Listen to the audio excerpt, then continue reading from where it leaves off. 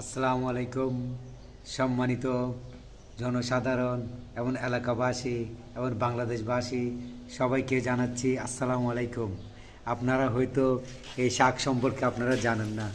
এই শাক শুদ্ধ ভাষায় এই শাকের নাম হচ্ছে আমাদের বাংলাদেশের নারী শাক, আর চট্টগ্রামের বলে যে এটাকে কাটামারি শাক। এই কাটামারি শাক আমাদের দেশের বিভিন্ন শারীরিক রোগ ক্ষেত্রে অনেক উপকারী। কেউ হয়তো এটা জানেন না। এই শাকের কয়েকটা গুণ আছে।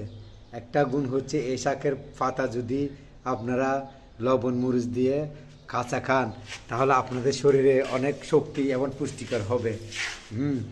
আরেকটা গুণ আছে 2 নম্বর এই শাকের। এই শাকটা যদি আপনারা ডাল দিয়ে একটু লুসা লুসা করে ইচে মাছ দিয়ে রান্না করেন তাহলে আপনারা খুব স্বাদ পাবেন এবং শরীরের পুষ্টি এনার্জি অনেক উন্নতি হবে। এই শাকের আরও 3 নম্বর আরেকটা গুণ আছে।